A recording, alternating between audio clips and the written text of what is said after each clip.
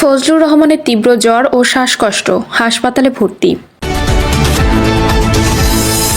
মুফতি আমির হামজা, আমাকে মেরে না ফেললে মামলা দিয়ে নির্বাচন থেকে সরানো যাবে না। 17 বছর পর লন্ডন থেকে একজন মুফতি এসেছেন দেশে, বলছেন মিলন। জানাবো আওয়ামী লীগের জুলাই হত্যাকাণ্ড ও দায়। এবং সর্বশেষ জানাবো 7 জেলার সমাবেশ শেষে ভোরে ঢাকায় ফিরলেন তারেক রহমান। দর্শক শুনছিলেন সংবাদ শিরোনাম, এবার জানিয়ে দিব বিস্তারিত সংবাদ। তবে তার আগে অনুরোধ থাকবে ভিডিওটিতে একটি লাইক দিন এবং ভিডিও সম্পর্কে আপনাদের গুরুত্বপূর্ণ মতামত কমেন্ট করে জানিয়ে দিন। ফজলুর রহমানের তীব্র জ্বর ও শ্বাসকষ্ট, হাসপাতালে ভর্তি। বিএনপি চেয়ারম্যান তারেক রহমানের জনসভায় যাওয়ার পথে কিশোরগঞ্জ 4 আসনে বিএনপি মনোনীত প্রার্থী অ্যাডভোকেট ফজলুর রহমান গুরুতর অসুস্থ হয়ে হাসপাতালে ভর্তি হয়েছেন। বিকালে কিশোরগঞ্জের জহুরুল ইসলাম মেডিকেল কলেজ হাসপাতালে তাকে ভর্তি করা হয়। বর্তমানে তিনি সেখানেই চিকিৎসকদের নিবিড় পর্যবেক্ষণে রয়েছেন। ফজলুর রহমানের ব্যক্তিগত সহকারী এনামুল হক জানান, ভৈরবে বিএনপির চেয়ারম্যান তারেক রহমানের জনসভাস্থলে যাওয়ার পথেই তিনি অসুস্থতা বোধ করেন। এ সময় তার শরীরে তীব্র জ্বর অনুভূত হয় এবং তিনি বমি করতে শুরু করেন। পরিস্থিতির অবনতি দেখে তাকে হাসপাতালে ভর্তি করা হয়। হাসপাতালের পরিচালক অধ্যাপক ডক্টর বাহার উদ্দিন ভূঁইয়া জানিয়েছেন, ফজলুর রহমান জ্বর ও শ্বাসকষ্টে ভুগছেন। চিকিৎসকরা পরীক্ষা নিরীক্ষা করে তার শ্বাসযন্ত্রে সংক্রমণ শনাক্ত করেছেন। ভর্তির সময় তার শরীরে অক্সিজেনের মাত্রা বা অক্সিজেন স্যাচুরেশন 93% নেমে এসেছিল। তবে বর্তমানে অক্সিজেন সাপোর্টের মাধ্যমে তার স্যাচুরেশন 99 থেকে 100%-এর মধ্যে স্থিতিশীল রাখা হয়েছে। তিনি বলেন, এখনই নিশ্চিতভাবে সংখ্যামুক্তির বিষয়টি বলা যাচ্ছে না। প্রয়োজনীয় সব ধরনের পরীক্ষা নিরীক্ষা চলছে এবং রিপোর্টের ফলাফলের উপর ভিত্তি করে পরবর্তী চিকিৎসার সিদ্ধান্ত নেওয়া হবে। মুফতি আমির হামজা, আমাকে মেরে না ফেললে মামলা দিয়ে নির্বাচন থেকে সরানো যাবে না। কুষ্টিয়া 3 আসনে জামায়াত ইসলামের সংসদ সদস্য প্রার্থী ইসলামিক বক্তা মুফতি আমির হামজা বলেছেন, আমি আয়নাঘরে ও ফাঁসির কন্ডেম সেলে ছিলাম অনেক বছর। আমাকে মেরে না ফেললে আমার বিরুদ্ধে 64,000 মামলা দিয়েও আমাকে নির্বাচনের পথ থেকে সরানো যাবে না। নির্বাচনী সমাবেশে জামায়াত ইসলামের প্রার্থী মুফতি আমির হামজা বলেন, আমার নিজের জন্ম এই থানাতে। আমি আপনাদের জন্য অনেক কিছু করতে চাই, আজ আপনাদের সে কথাই জানাবো। আমি আজকে নির্বাচনী প্রচারণায় ছিলাম আপনাদের এই ছাউ দিয়া। বহু মানুষ বহু কথা আমাদের কানে তুলে দিচ্ছে। তিনি আরো বলেন, আমার বিরুদ্ধে ঝাঁটা মিছিল হয়েছে মহিলাদের নিয়ে। যে মিছিলের নেতৃত্বে এই ঝাঁটা মিছিল হয়েছিল বটতইল কানালপাড়ার লাইলা বেগম, তিনি মাদক ব্যবসায়ী। তিনি বহুবার মাদকের কারণে জেলে গেছেন। তাদের জনপ্রিয়তা এত তলানিতে যে মাদক ব্যবসায়ীদের দিয়ে মিছিল করানো লেগেছে। এটা এখন বাংলাদেশ সহ সারা বিশ্বে আলোচনার বিষয় হয়ে গেছে। 17 বছর পর লন্ডন থেকে একজন মুফতি এসেছেন দেশে, বললেন মিলন।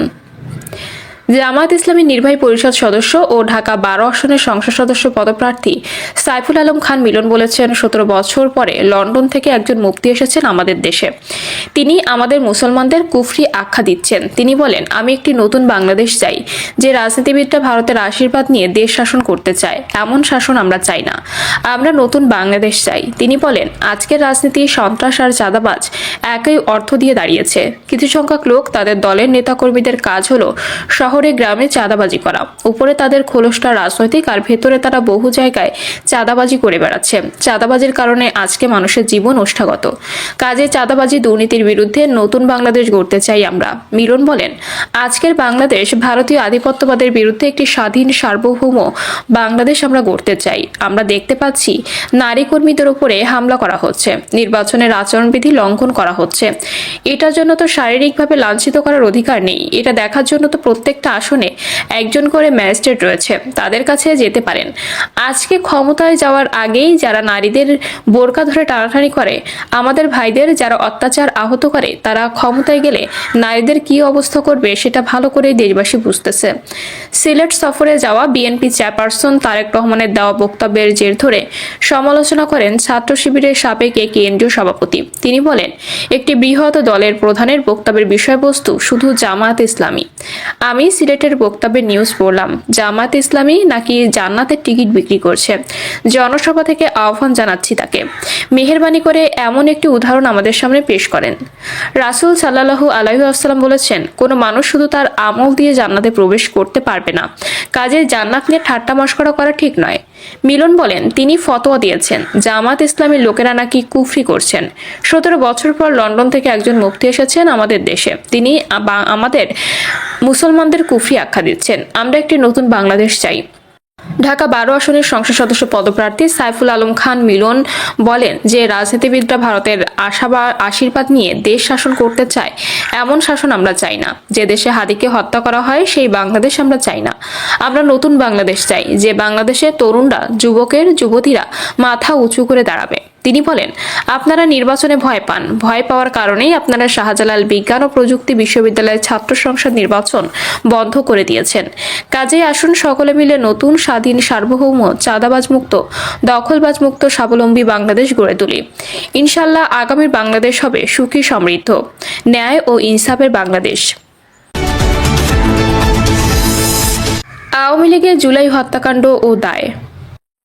জয়ের কাছে স্ত্রী নিবাস জানতে চান, 24 অভ্যুত্থান দমানোর নির্মম চেষ্টা ব্যর্থ হওয়ায় শেখ হাসিনাকে দেশ ছাড়তে হয়, এসবের জন্য কোনো অনুশোচনা আছে কিনা। জবাবে শেখ হাসিনার ছেলে বলেন, সেটা সত্য নয়। আপনি যদি অনলাইনে আমার বক্তব্য শুনে থাকেন, দেখবেন আমি বারবার বলেছি আওয়ামী লীগ ঠিকমতো বিক্ষোভ সামলাতে পারেনি, আমাদের সরকার মিস হ্যান্ডেল করেছে।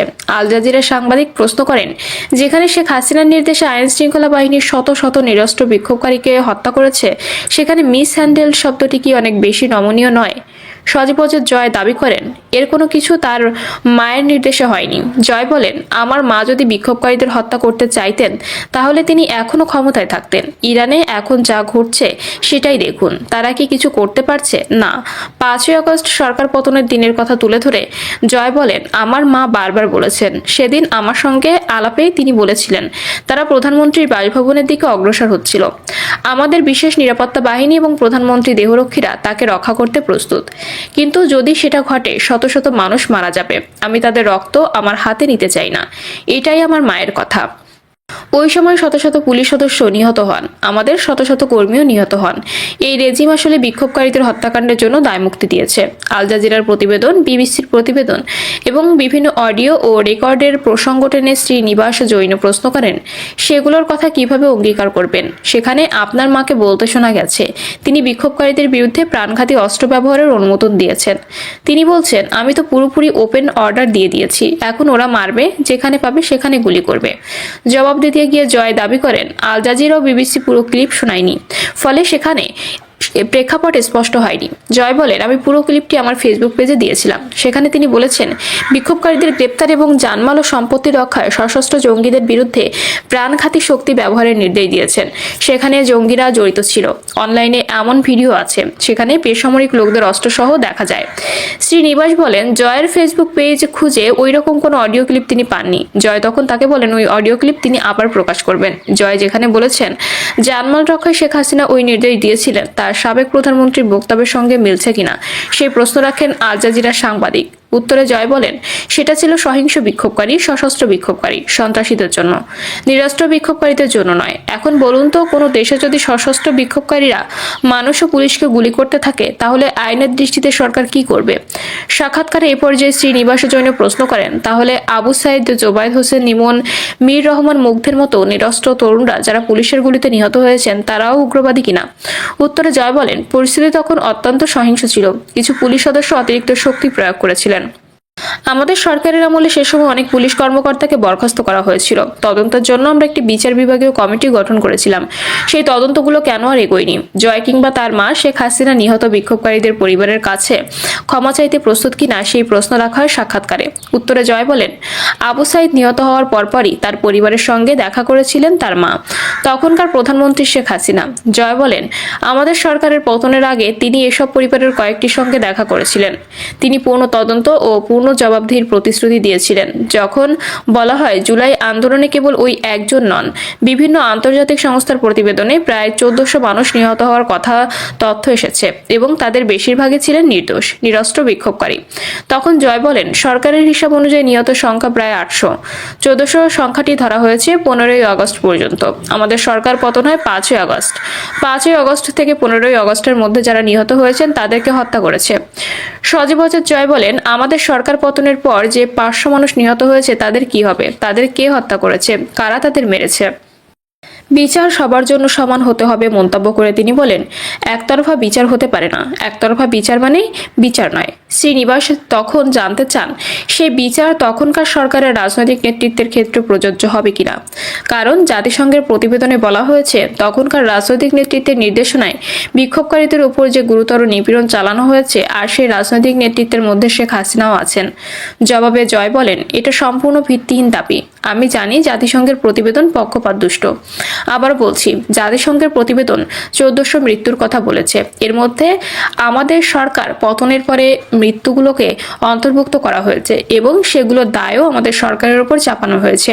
এটা কিভাবে ন্যায্য প্রতিবেদন হতে পারে? তাহলে কি সেসব হত্যাকাণ্ড রাষ্ট্রীয় ক্ষমতার অপব্যবহারের জন্য শেখ হাসিনা একেবারেই দায়ী নন? এই প্রশ্নে জয় বলেন, আমি মোটেও সেটা বলছি না। আমি যা বলছি তা হলো, আমরা কাউকে দায়মুক্তি দিইনি। আমরা সবার জন্য বিচার চেয়েছি। যে কেউ যদি কোনো মৃত্যুর জন্য দায়ী হয়ে থাকে, শেখ হাসিনাও সেই বিচারের আওতায় আসতেন কিনা এমন প্রশ্নে তার ছেলে বলেন, আমার মা কোনো হত্যার নির্দেশ দেননি, আমার মা কোনো মৃত্যু চাননি। প্রিয় দর্শক, এই ছিল এখনকার সর্বশেষ সংবাদ। আপডেট সব সংবাদ পেতে চ্যানেলটি সাবস্ক্রাইব করে বেল আইকনটি ক্লিক করে রাখুন।